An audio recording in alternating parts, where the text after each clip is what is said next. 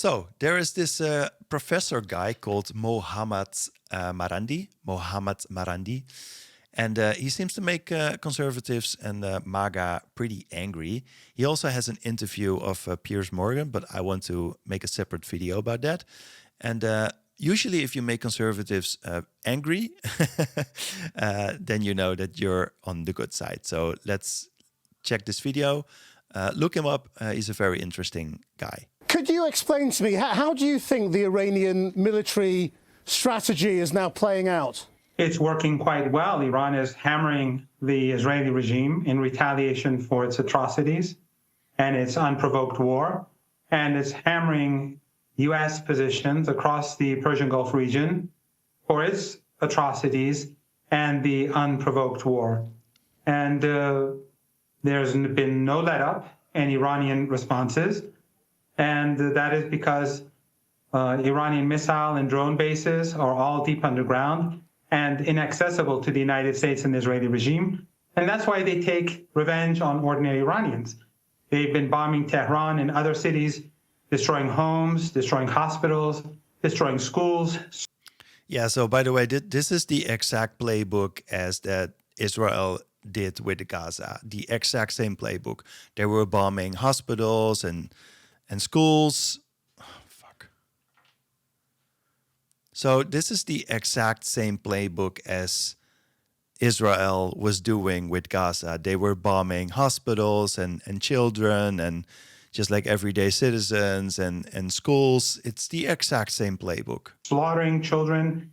In one instance, they murdered 165 girls, young girls, at an elementary school. They've been buried today. So since they cannot defeat the Iranian military, they take their revenge on ordinary Iranians. It's clearly causing chaos in the Gulf states, particularly with the attacks on energy facilities. Is that part of the Iranian strategy to wage economic war as well? No, Iran has not taken any responsibility for the strikes on the energy facilities, for example, in Saudi Arabia. That could be something carried out by the Israeli regime. But that wouldn't surprise me, by the way. The Iranians have told tankers that they are not allowed to leave the Strait of Hormuz. And when these Arab regimes in the Persian Gulf, when they give the United States military bases to use against Iran, then there are consequences. They cannot have their cake and eat it too. Mm-hmm. They cannot participate in aggression against Iran alongside this Epstein coalition, and then. Yeah, that's by the way very fun. He will name this more often, but he calls the Trump regime, and also I guess that's going to the UK and probably other Western countries, the Epstein regime. It's just so funny, but.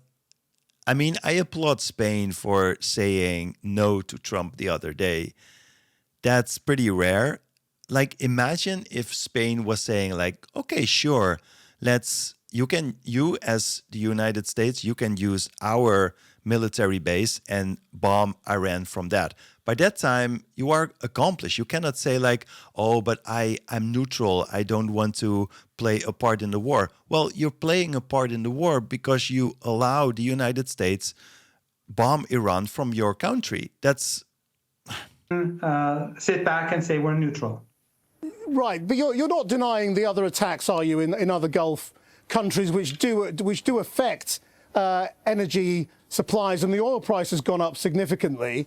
So I mean, that does seem to be part of the Iranian military strategy, isn't it? I mean, to try and bring them into the war and regionalize it. No, Iran has been targeting U.S. assets in the Persian Gulf, and those assets could be anything that's linked to the United States. The United States is bombing hospitals. Yep. The United States is bombing schools. Yep. The United States is bombing Iranian national radio and television alongside the Israeli regime. So U.S. assets in the Persian Gulf, they too will be attacked. But assets that belong to the states in the Persian Gulf region, they have not been touched. by the Iranians. However, if they host U.S. forces, because many of the soldiers have left their bases and been taken to hotels, the Iranians will target them. Mm-hmm. So at the end of the day, if they want this problem to end, they have to expel soldiers of the Epstein regime. Now, we understand that the Assembly of Experts is trying to appoint a new supreme leader. Could a new leader, do you think, negotiate with Trump and agree to his terms? No. Iran is not interested in negotiating with Trump or the U.S. regime. Iran is going to punish He also calls it the U.S. regime. the United States. I mean, it's the truth, right? And we are in the process of doing it. This regime in Washington has tried to cross a bridge that's a bridge too far. Mm. And they're messing with the wrong country. We're not Venezuela, we're not Iraq, we're not Libya, we're not Afghanistan, and we're not Syria. And Iran planned for this war, for what I understood, for more than 20 years. So, I mean, they are pretty well prepared. And they are fighting a war that is like in 2026, like with drones and stuff. And the U.S. is their military is just built to look massive. Like everything in the United States has to be massive, like the food, but also their military. And the more massive it is, it's just like scare tactics, right? But in today's war, we see that also in Ukraine and Russia. Russia also like played it big, and then Ukraine came with this like small, very cheap built drones, and they were taking one thing to the next, and they have like this major advantage, and United States has no idea how to cope with that. Islamic Republic of Iran, and we will make sure that the United States regrets the aggression against the Iranian people and the slaughter of children and the slaughter of innocent civilians and the murder of the leader. These are crimes against humanity. Yep. And the United States and its allies have imposed the law of the jungle upon the world, and they will come to regret it. But Iran... Yeah, they probably will. Well, I don't know if they will regret it, because Trump has Trump has regrets, but it's not. He will never show it. So if they will spin it some other way, like, oh, we actually made a deal and blah blah blah. While in reality, they probably just lose. But they will spin it so it will benefit Trump somehow. Iran is not a military superpower either, and we are seeing the vast majority of drones and missiles being shot down by air defenses. I mean, you know, surely Iran cannot win a military war, and therefore has to go for some other kind of strategy in coming to a settlement. Iran will defeat the United States. Time will tell. I love the confidence of this guy. And our drones that are being fired are very old drones. Our missiles that are being fired are very old missiles. They're very inexpensive.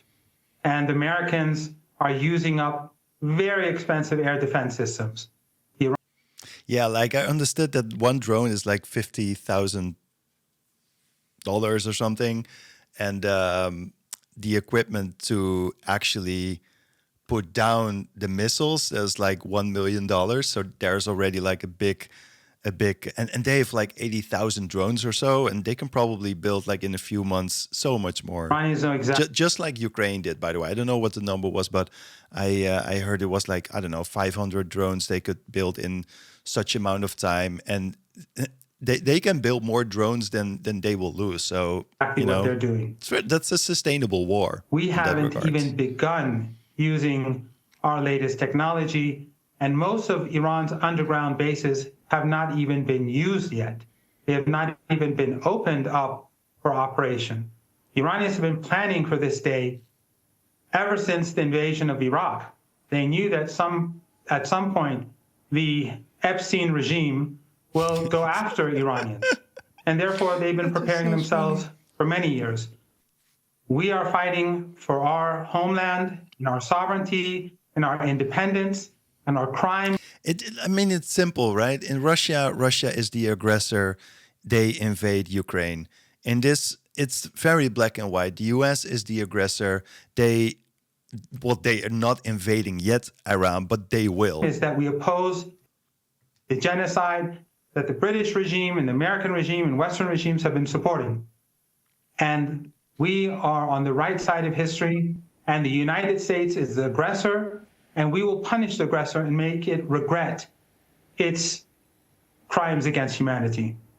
What percentage of Iran's missile stocks remain? The vast majority. Because after last year's war, it was estimated... Like this news host is trying so hard to spin it that, oh, Iran is like a small country and their military is small. It tries to spin it so badly, but it really is not going well. That Iran had used up around 40% of its missiles. Are you saying that was replenished in the last few months? Those numbers were always fake. Those numbers are provided by the Israeli regime to the media in order to convince foolish Americans that war against Iran is simple. This war was supposed... They already figured out that the war against Iran is everything but simple. To end in a day or two. The 12-day war was supposed to... And Trump is, by the way, already backing down, right? Like, he first probably said it was like a few days, then it became a few weeks, and now they're saying, well, it take however long we need to, win this war. That's just code for saying, okay, it's probably not like weeks, it will probably take a long time, but we will do everything to win. Bring Iran down like a house of cards. That failed, this failed, and now the United States will have to pay the price. And if the United States escalates, that will mean that the most sensitive region in the world, the Persian Gulf, where a quarter of the world's energy comes from, everything could be destroyed. Yeah, like I live in the Netherlands, and the oil price, gasoline is already high for sorry. So I live in the Netherlands, and the gas prices are already rose with 10%. So it went from the average of 180 till over €2. So that's already a massive spike, and it probably will go higher in the upcoming weeks, probably. And that's only in our country, and I guess it in whole of Europe will be the same. And also the United States will be hit with higher oil prices. And Trump will do everything to, let the oil prices not go up, because that will cost him the midterms. Because funny enough and sadly enough, Americans will only care about their gas prices, because that's the only tangible thing. They don't care about how many people die generally in other countries because of the war, but they do care about their gas prices. So if the gas prices will rise, then, people will vote because of that. And if that happens, it doesn't even matter if the Strait of Hormuz is open or closed, because there will be no oil or gas, and there will be no tankers. For Iran, this is a fight for survival. For the United States, this is a war of choice, a choice that has been imposed upon the American people by the Epstein class. We will expel the United States from our homeland, and we'll make sure that the United States never again thinks about aggression against our country. And we will not allow the Israeli regime to behave with impunity and to continue genocide against the Palestinian people. Yeah, so it's not needed to say, I guess. I guess most people know this except for Western media somehow. But of course, the main incentive for Israel is to become a greater Israel. And they need... Iran is an unstable factor for them. So they have to find a way to eliminate the threat of Iran. And they can do that now because Trump is such a puppet and is probably blackmailed by the Epstein files and stuff. Trump will do anything for Israel. I don't believe that Trump is really wanting this war. But I mean, Netanyahu flattered him a few times, and that's enough for Trump to go along with it. And they don't want this war. It's all one big mess. Isn't the truth, though, that a lot of Iranian people want to see this government toppled? We saw tens of thousands taking to the streets just weeks ago, and many thousands of people were killed by the security forces. So public opinion is divided. Yeah, so thousands or tens of thousands, because that number is not really clear, to say the least. Don't believe your propaganda. That's silly. Well, I've already had an interview. We saw the images, yeah, but like like there's a big difference in seeing tens of bodies. There's a big difference in seeing hundreds of dead bodies and tens of thousands of dead bodies. And I guess we didn't see that, right? And I don't know what the real number is, but like the whole story was kind of weird. There was this one doctor in Iran who sort of made an official record of the 30,000, and the Time magazine just went with it. Even on their side, they said this number has not been verified. But at that time, like the chicken was already out of the egg, or the lion was already out of the cage, however you want to phrase it. And then other media outlets also went with that story, and that became sort of truth. What the truth is now, how many people died, I don't know, but maybe it's higher than 30,000 or lower. But, you know, the main source, it was never verified. So I don't know. I've already spoken with your colleague. Though the people who were killed, 3,117 people were killed, hundreds were police officers, and people. Oh, and I also heard a number, or read a number around 7,000 or so. So I really have no idea what the real number is by this time. People who were patrolling the streets as volunteers, and hundreds of others were ordinary people that were murdered by these militants and these terrorists who were using weapons to kill. In your country, if they kill a single police officer, there'll be outrage. Here, they killed hundreds, including the volunteers. So this was no peaceful protest. And you know quite well, because I know you follow these things. In Iran, on February the 12th, we had millions of people on the streets of Tehran and tens of millions across the country rallying against the rioters. And on February the 11th, on the 47th anniversary of the revolution, we had millions of people again on the streets of Tehran and tens of millions across the country. And as we're speaking, across the country, as we're speaking now, you have millions of people in the streets of Tehran under bombardment, and in other cities under bombardment, commemorating the martyr Ayatollah Khamenei.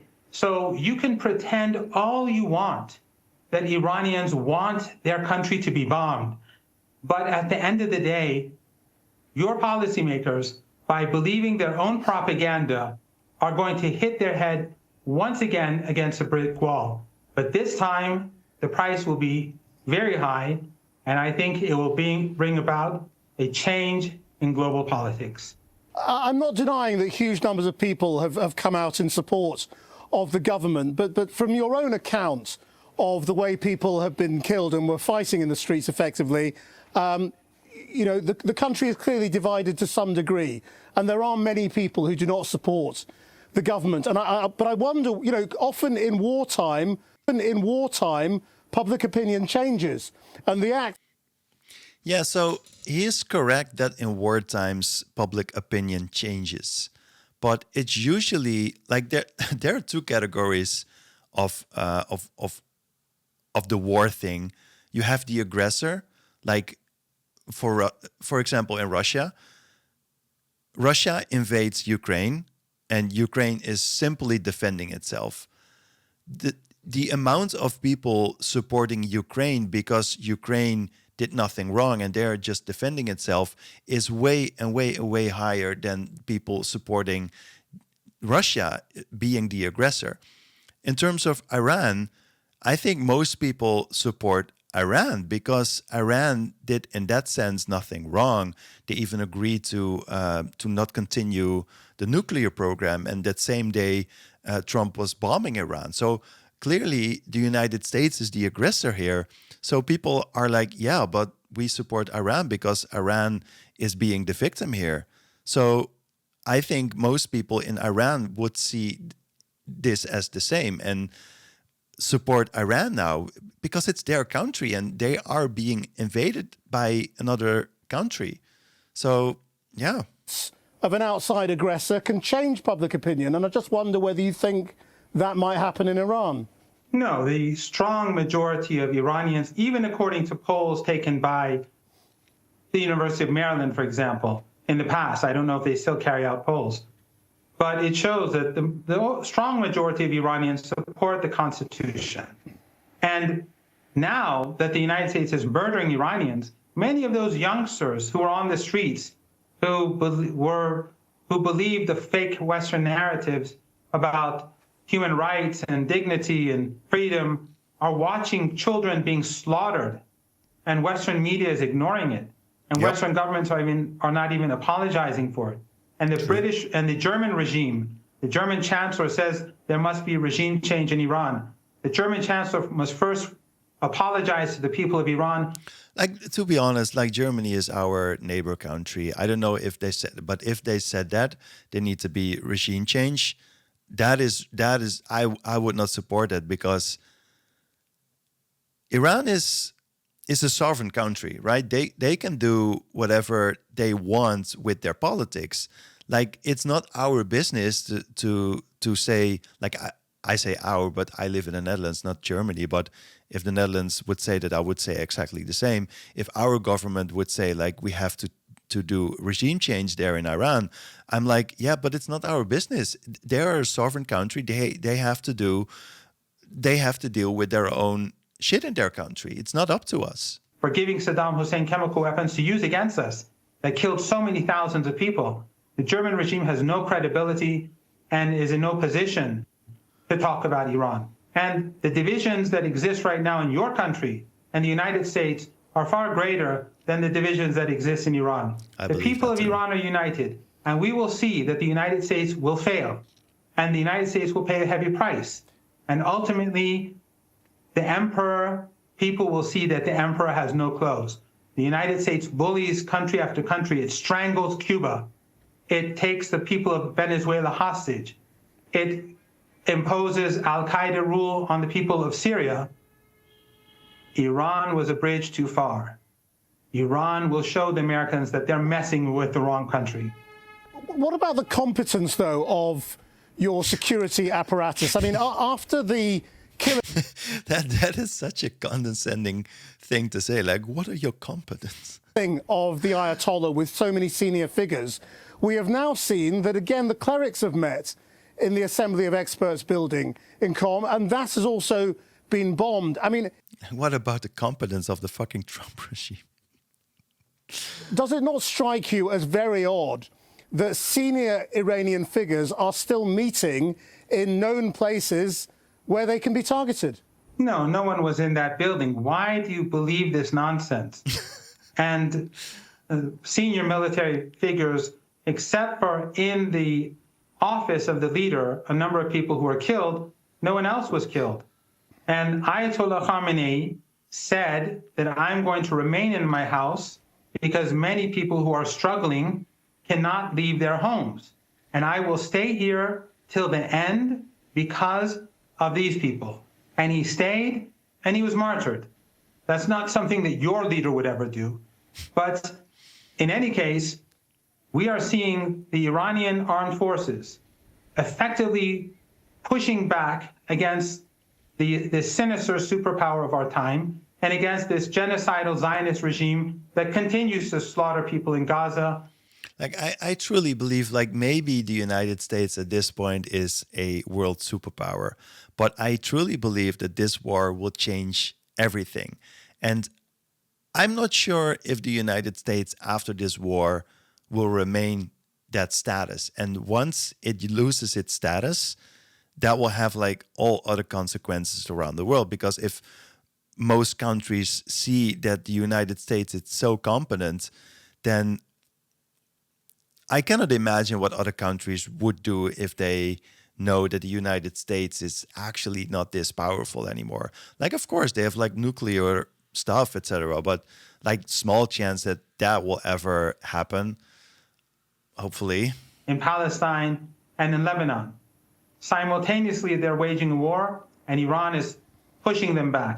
At the same time, we see that the government, despite the maximum pressure sanctions, we see that people have food, that there are no queues. So that is pretty significant, I must say. And your government, which has no sanctions and has no war, the regime in London is not proving to be very efficient nor very popular. Just finally, I mean, the United States president and the Israeli prime minister killed the Iranian supreme leader. Will it now be the aim of the Iranian military and all its networks around the world to take their revenge on those individuals?